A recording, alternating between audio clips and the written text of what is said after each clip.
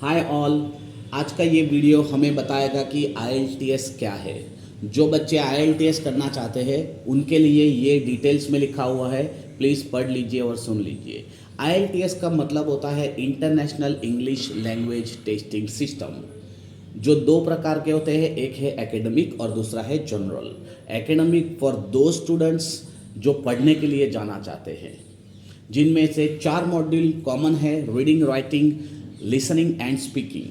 तो 4 मॉड्यूल में से पहला है रीडिंग।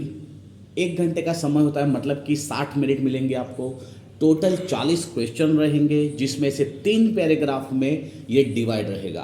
पहले पैराग्राफ में से 1 से 13 का आंसर आपको ढूंढना है, 14 to 26 आपको दूसरे पैराग्राफ में से, और 27 से 40 तीसरे पैराग्राफ में से आपको आंसर ढूंढने हैं। जिसमें से अगर आप 19, 20, 21 और 22 अगर इतने करेक्ट पाते हैं आंसर तो आपको 5.5 बैंड मिलेंगे।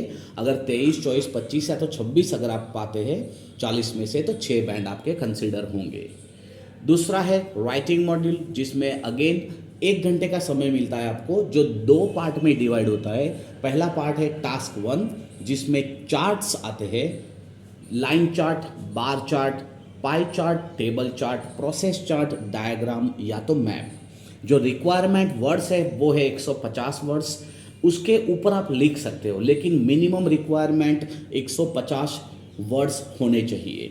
जो 20 मिनट के अंदर अगर आप लिखते हैं तो that will be sufficient for you. इससे कम समय में लिखो तो आपके लिए एडवांटेज है, लेकिन 20 मिनट से ऊपर समय नहीं निकालना है। टास्क 2 उसमें ही रहेगा, जिसमें से ऐसे लिखना है आपको, जो अप्रोक्सीमेटली 40 मिनट के अंदर आपको ख़त्म करना होता है। जो मेन 3 ऐसे है, जो है advantage and disadvantage, agree disagree और प्रॉब्लम एंड सॉल्यूशन। ये 3 मेन है, जिसमें से आपको डिस्कशन, ओपिनियन, ये उसके अंदर ही आ जाते हैं। 250 वर्ड की मिनिमम रिक्वायरमेंट है, उसके ऊपर कोई लिमिट नहीं है, लेकिन टाइम सेव करना होता है हमें। 1 घंटे के अंदर दोनों ख़त्म करने होते हैं। लेकिन मैं ये कहता हूँ बच्चे कि आप अगर कर रहे हैं तो 55 मिनट में ख़त्म कीजिए, ताकि 5 मिनट आपके लिए हो, जिसमें से आप अगर हेजिटेशन के अंदर कोई स्पेलिंग मिस्टेक किया हो, कोई ग्रामर मिस्टेक किया हो, तो आप उसको सुधार सके। तो आपको 55 मिनट कंसिडर करना है, 5 मिनट आपको ये हेल्प लेने के लिए रखनी है बाकी। तीसरा मॉड्यूल लिसनिंग का मॉड्यूल रहता है, जिसमें से 30 मिनट्स का वो ऑडियो कन्वर्जेशन होगा, और 10 मिनट यही एक मॉड्यूल है जिसके अंदर आपको transfer the answer in answer sheet.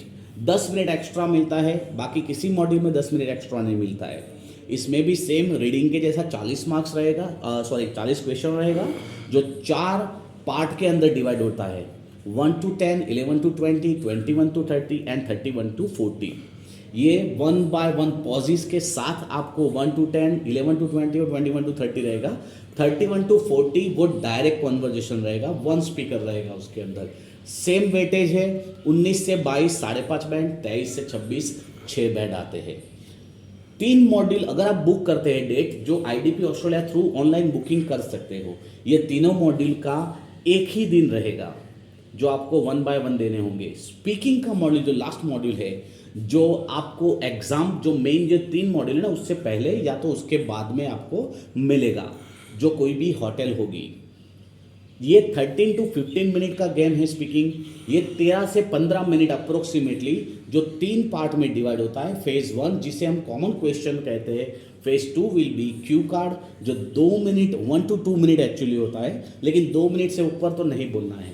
Phase 3 follow up question related with Q card, जो क्यू कार्ड में हम बोलते हैं उसके रिलेटेड कुछ क्वेश्चन पूछते हैं। स्पीकिंग मॉड्यूल के अंदर गाइस कॉन्फिडेंस चाहिए, vocabularies, ideas and everything, because the game is between A to Z.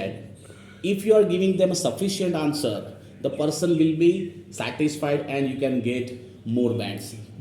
हर एक मॉड्यूल के अंदर 9 बैंड्स होते हैं, जिसमें से आपको एटलीस्ट 6 बैंड ईच मॉड्यूल लाना होता है।